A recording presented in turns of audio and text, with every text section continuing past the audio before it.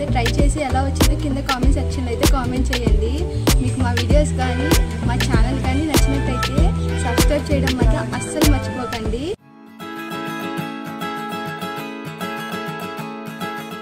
Hi friends, welcome to my channel.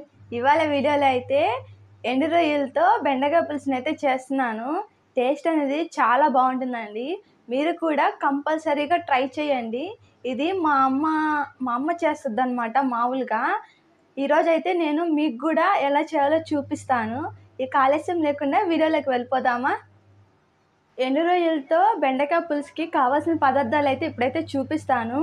First మనకి నేను ఇక్కడ ఎండు రొయ్యలు అయితే తీసుకున్నానండి. ఈ ఎండు రొయ్యలు మామూలుగా అయితే పొట్టు ఏం ఒలుచుండవు, ఇవి పొట్టు అన్నీ ఒలిచేసి ఉంటాయండి. తల తోక అన్నీ ఒలిచేసి ఎండబెట్టిన రొయ్యలు అనమాట. మీరు మామూలు రొయ్యలు కూడా తీసుకోవచ్చు, కానీ మా నాన్న తెచ్చాడు ఇవి స్పెషల్గా, అందుకని అయితే వీటితో అయితే ఈరోజు చేస్తున్నాము. వీటితో అయితే టేస్టీగా ఉంటుందండి బెండకాయ పులుసు. ఎండు రొయ్యలను తీసుకున్న తర్వాత ఇక్కడ నేను 2 ఆనియన్స్ని అయితే సన్నగా కట్ చేసి తీసుకున్నాను.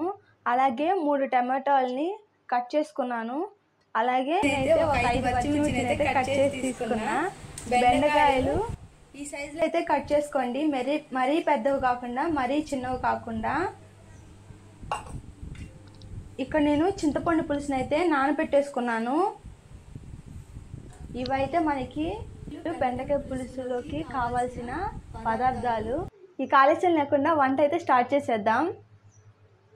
ముందుగా అయితే మనం ఈ ఎండు రొయ్యల్ని నీట్గా వాష్ చేసుకోవాలండి, 1కి 2 సార్లు. ఎండు రొయ్యలని అయితే 1కి 2 సార్లు నీట్గా వాష్ చేసుకున్నానండి. ఇప్పుడు వీటిని పక్కన పెట్టి ఇప్పుడైతే మనం వంటనైతే స్టార్ట్ చేద్దాం. ఇప్పుడైతే నేను స్టవ్ ఆన్ చేసి కడాయి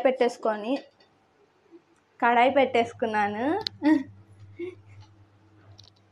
కడాయి అనేది వేడయ్యాక ఇందులోనే ఆయిల్ని అయితే పోసుకుంటున్నా.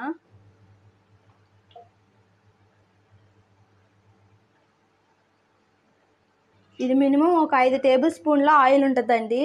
5 టేబుల్ స్పూన్ల ఆయిల్ని అయితే పోయాలి. ఆయిల్ అనేది వేడయ్యాక ఇందులోనే పోపు దినుసులు అయితే వేసేసుకుంటున్నాను.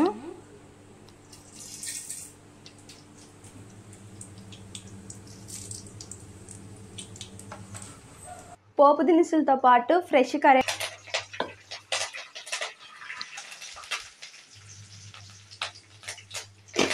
కరివేపాకు చిటపటలాడిన తర్వాత ఆనియన్స్ అయితే వేసేసుకోవాలి. ఆనియన్స్తో పాటు పచ్చిమిర్చి కూడా వేసేసుకోండి.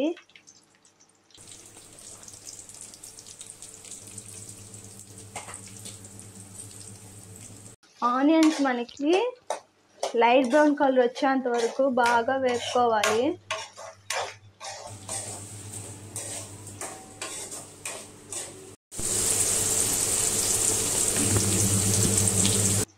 ఆనియన్స్ వేగేలోపు నేను ఆల్రెడీ ఈ పులుసులోకి కావాల్సిన పొడిని అయితే తయారు చేసుకున్నానండి.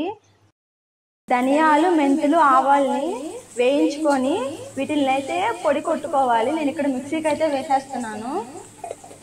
నేను మీకు మళ్ళీ చెప్తున్నానండి, వీటిని నేను వేయించుకొని మిక్సీకి వేసుకుంటున్నాను. మీరు కూడా అలాగే వేసుకోండి. నేను ఈ పులుసులోకి కాదండి, ఏ పులుసులోకైనా ఈ పొడిని అయితే వేస్తాను. టేస్ట్ అనేది చాలా బాగుంటుంది ఈ పొడి వేసిన తర్వాత. మీరు కూడా ఈ పొడిని అయితే ట్రై చేసి ఎలా వచ్చిందో కింద కామెంట్ సెక్షన్లో అయితే కామెంట్ చేయండి. నేను పొడిని అయితే చేసుకున్నానండి. దీన్ని మెంతు పొడి అంటారండి. నేను చాలా వీడియోల్లో చెప్పున్నాను, మెంతు పొడి వేసుకుంటే పులుసుల్లో చాలా టేస్టీగా ఉంటుందని. ఈ పొడిని అయితే ఇప్పుడు తయారు చేసుకున్నాము. పక్కన పెట్టేసుకొని ఆనియన్స్ ఎంతవరకు వేగాయో చూద్దాం. ఆనియన్స్ అయితే లైట్ బ్రౌన్ కలర్ అయితే వేగిపోయాయండి. ఇప్పుడు ఇందులోనే నేనైతే టమాటోస్ అయితే వేసేసుకుంటున్నా. టమాటోస్ బాగా మగ్గిపోయేంత వరకు బాగా వేపుకోవాలి.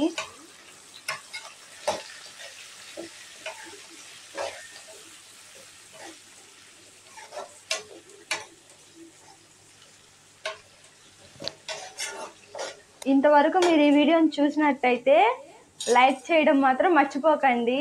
అలాగే ఎవరన్నా సబ్స్క్రైబ్ చేసుకున్న వాళ్ళు ఉంటే సబ్స్క్రైబ్ చేసుకోవడం మాత్రం మర్చిపోకండి. సబ్స్క్రైబ్ చేసుకున్న వాళ్ళందరికీ థ్యాంక్స్ అండి. టమాటోస్ మనకి బాగా మగ్గాలండి, అప్పటి వరకు అయితే బాగా వేపుకోవాలి.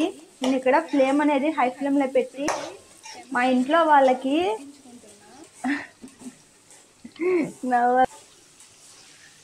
వాళ్ళకి ఎండు చేపలన్నా ఎండు రొయ్యలన్నా చాలా ఇష్టం అండి.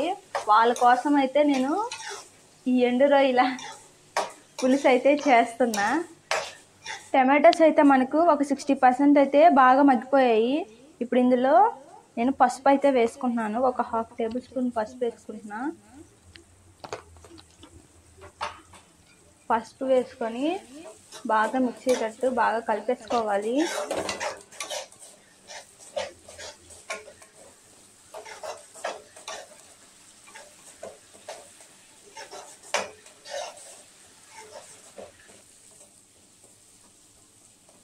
పసుపు అయితే వేసి బాగా మిక్స్ చేసుకున్న తర్వాత ఇప్పుడైతే నేను ఎండు రొయ్యలను అయితే వేసేస్తున్నా.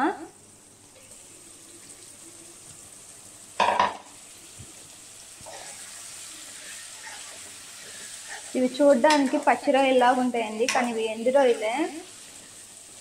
వాటర్లో నానబెడితే ఈ ఎండు రొయ్యలు పచ్చి రొయ్యలాగానే ఉంటాయి.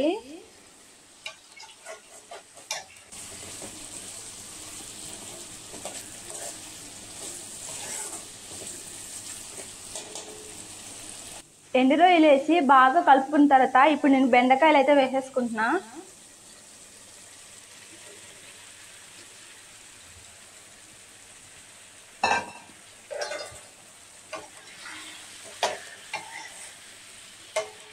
బాగా కలుపుకోవాలండి. ఫ్లేమ్ అనేది మీడియం ఫ్లేమ్లో పెట్టుకొని.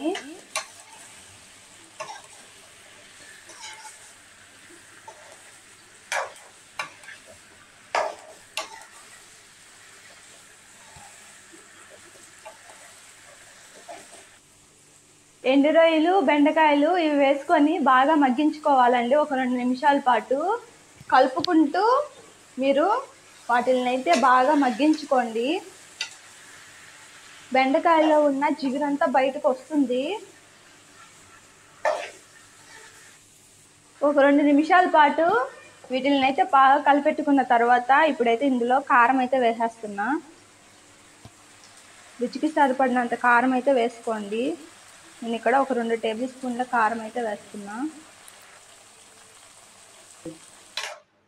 ఇవన్నీ బాగా మిక్స్ అయ్యేటట్టు బాగా కలుపుకోవాలి.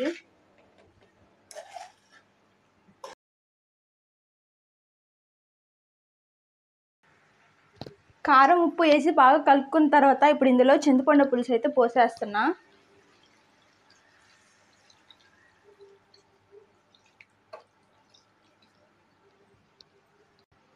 చింతపండు పులుసు పోసుకున్న తర్వాత ఆ బౌల్లోనే ఇంకొన్ని వాటర్ అయితే పోసుకొని ఇప్పుడైతే ఇందులో పోసేసుకోవాలి.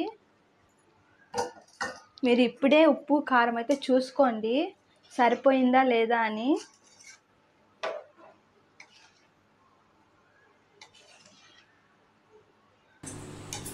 ఇప్పుడు ఒక 15 నిమిషాల పాటు మూత పెట్టి ఉడికించుకోవాలండి. ఫ్లేమ్ అనేది మీడియం ఫ్లేమ్లో పెట్టి బాగా ఉడికించుకోండి. 15 నిమిషాల తర్వాత పులుసు ఎలా వచ్చిందో మీకైతే చూపిస్తాను. 15 minutes later.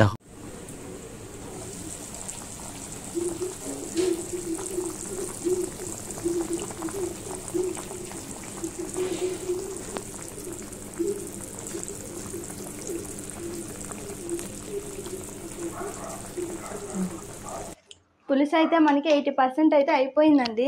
ఇప్పుడు మనం మెంతుల పొడి అయితే వేసేసుకోవాలి. 1.5 టేబుల్ స్పూన్ అయితే మెంతుల పొడి అయితే వేస్తున్నా. ఇప్పుడు మొత్తం బాగా మిక్స్ చేసుకొని ఒక 5 నిమిషాల పాటు పులుసుని అయితే బాగా ఉడికించుకోవాలి.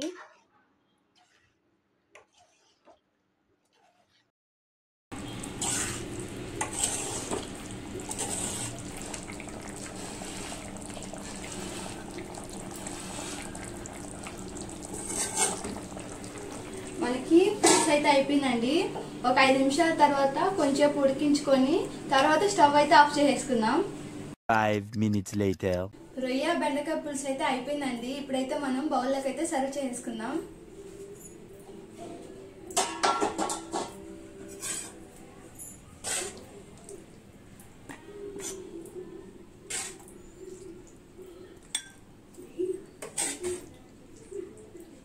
పులుసు అయితే చాలా బాగా వచ్చిందండి.